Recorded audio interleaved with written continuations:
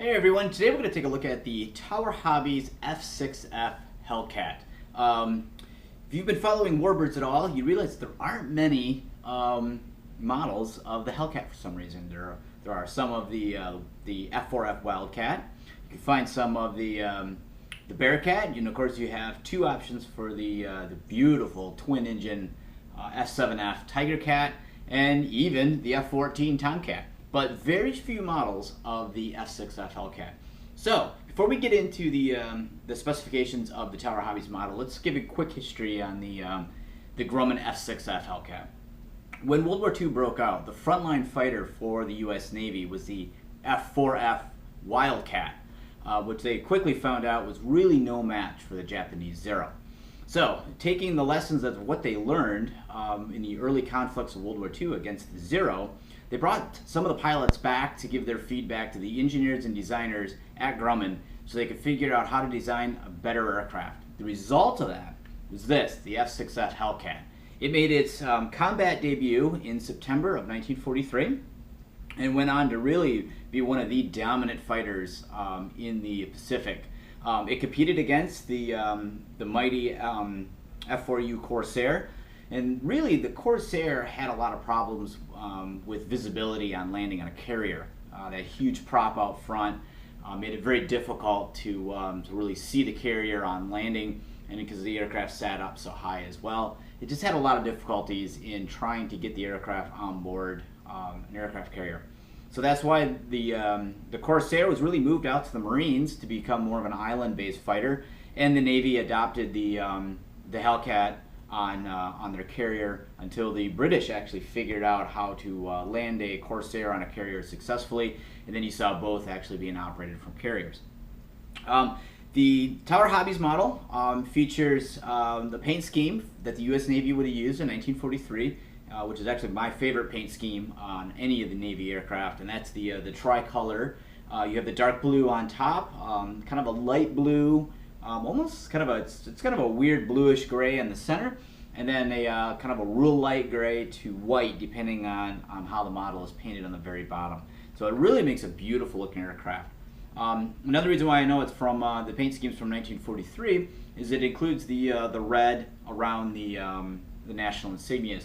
And that was used until September 1943, in which they were then painted over blue for the remainder of the war. So, the aircraft made its combat debut in September of 1943, and this particular model has 5 Japanese flags indicating 5 kills, so it's an ace. However, it would be really unlikely that the aircraft would have actually shot down any Japanese fighters with the red national insignias, because after they left Hawaii, they actually left Barbers Point for training. When the aircraft arrived on the carriers, they were ordered to go ahead and paint over the red on the national insignia with blue. So when they actually went to go see combat, these would have actually been blue at the time. But it doesn't really matter. I actually really think the red outlines look just outstanding on the aircraft. It really goes well with the airplane. So I'm not really going to make too big of a deal out of it. Since I couldn't find anything that really defined the history of the aircraft, and the aircraft comes with markings from VF-16, the pistol packing Airedales, which I have no idea what an Airedale is. Since I couldn't find any exact history on the aircraft, I decided to maybe get a little creative and kind of do my own thing with it. So with the help of Cali Graphics, I transferred the aircraft from VF-16 to VF-6, and covered over the Fighting Airedales decals with these round emblems with Felix the cat on them. And yes, I know that these are actually way out of scale. They're way too big for what the aircraft would have actually had on it. I needed to cover over the factory installed decals, which are very difficult to successfully remove without peeling the paint off. So one of the major drawbacks on this aircraft is how delicate the paint is. So instead of trying to remove it and then try to color match it, I just went with oversized decals, covered up the factory installed decal here, added my name to it, and then I also added some custom nose art to the front. Spin it around here a little bit. You can see that on the cowl. I named it after our black cat Onyx, who likes to sit in front of his food dish and meow. So it's a picture of a black cat in front of an empty dish asking for chow time. So I thought it looked period correct in the sense that the drawing or the image of the cat really kind of looked like something that someone in the Navy could have easily painted on the cowl of the aircraft. So I did get a little creative with the markings on this one. I don't do that nearly enough, and it was kind of fun to finally do that with this one. Going back to the real size Hellcat, it was powered by the exact same engine that is in the P-47 Thunderbolt. So we know that the real one is very powerful to begin with. It made it one of the fastest fighters in the Pacific. But this particular one from Tower Hobbies has a 1,000 kilovolt brushless motor. It's powered by a 3S 2200 battery inside there. And just to double check, it's got a 30 amp ESC. And it uses this beautiful 3-blade scale propeller up front. You can see it's got the nomenclature decals from Cali Graphics.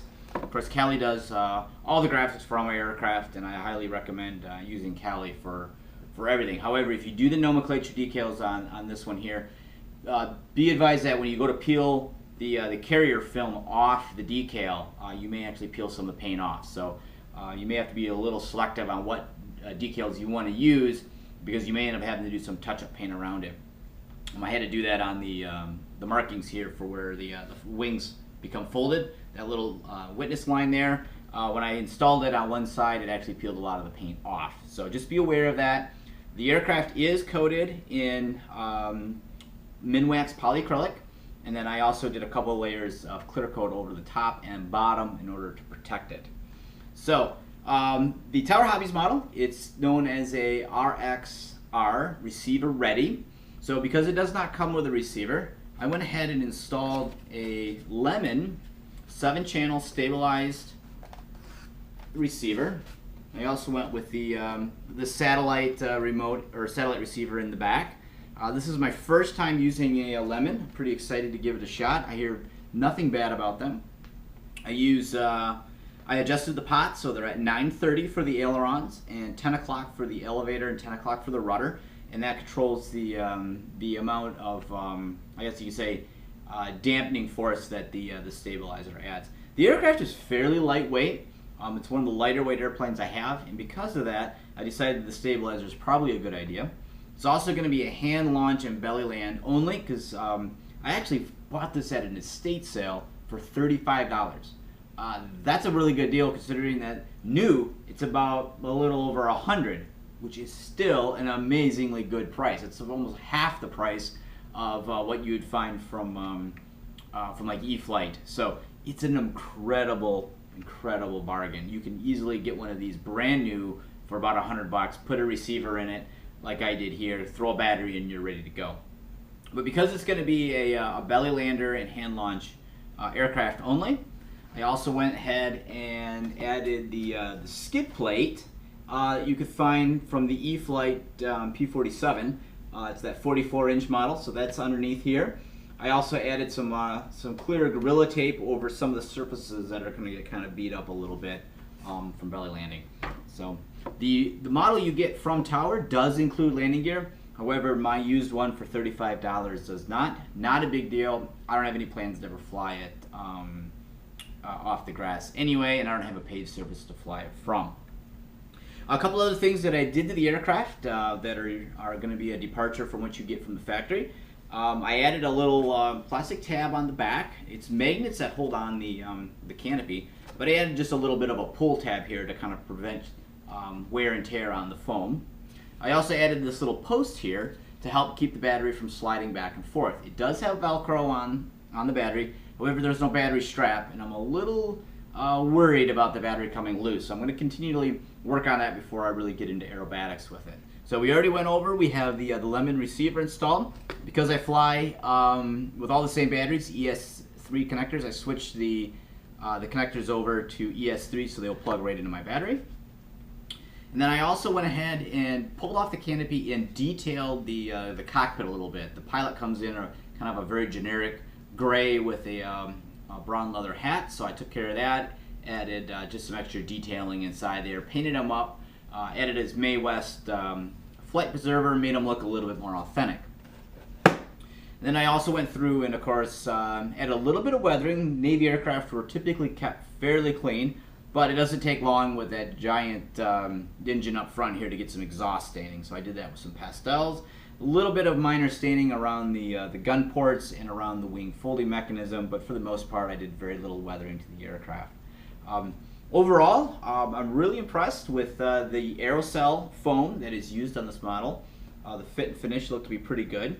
It was already assembled when I bought it, so I don't have any tips on assembly.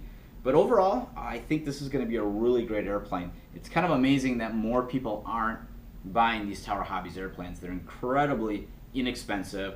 They're fairly well scaled. I'd say the Hellcat proportions and everything look fairly good on it. It's not 100% accurate. It doesn't have a retractable landing gear. It doesn't have flaps. But what I really like about it, besides the price point, is the size. At just about 40 some inches here, you can easily toss this in the back of your car, take it to the field, throw it in the air, and go fly. You don't have to worry about taking the wings off to transport it. You don't have to worry about messing with flaps. You don't have to worry about messing with mixes on between the elevator and flap. You don't have to worry about landing gear. You don't have to worry about any of that stuff. It's simply just throw it in the air and go. And it's easy to transport, easy to store, and it looks the part. It looks like a Hellcat. It looks like you should be up there chasing zeros around. So I'm excited to get this in the air. Everything's been done on it. I did have to add some weight to the nose in order to get it to balance at the 67 millimeter recommendation from the factory. That's with my 2200 battery installed. So we're going to go ahead, give this thing up in the air when the weather cooperates. Lately it's been very windy and we haven't had a good opportunity to go do that. So I'll come back and do a debrief when we're done here. But if you're in the market for a Hellcat, I strongly recommend going with the Tower Hobbies Hellcat. They're now been purchased by Horizon Hobby, so you're going to probably find that you're going to have really great luck getting replacement parts and customer service because they have that from Horizon. And then the new ownership, of course, is really going to make sure that the aircraft's going to be around for a long time to come. It's a rare gem to find this good of an aircraft for this cheap a price, and everything you read on RC Group says it's an amazing flyer. So if you're in the market for a Hellcat, I highly suggest it. And if you really want to learn more about the air war in the Pacific, which is, I guess, to say it's easily forgotten about, mostly, the media really focused on the war in Europe at the time, and movies and books and everything after that really kind of focuses on the air war of Europe. And the air war in the Pacific is equally as fascinating, and even more so because it was the first time we had carrier versus carrier aircraft. So one book that I'd like to recommend is Flyboys. It's by James Bradley, who wrote Flags of Our Fathers, and it really goes into a lot of the what happened between the United States and Japan during the conflict in the Pacific, and really kind of some stories about what it was like to fly not only these aircraft but almost all the Navy aircraft on missions, and what happened to a lot of the pilots and crews if they were either shot down, rescued, or I don't want to give it away, but a lot of bad. It's not for the faint of heart. Let's put it that way on what happened to a lot of the pilots. So anyway, that wraps up the preview of the Tower Hobbies F6F Hellcat. Next up, gonna go get this thing in the air.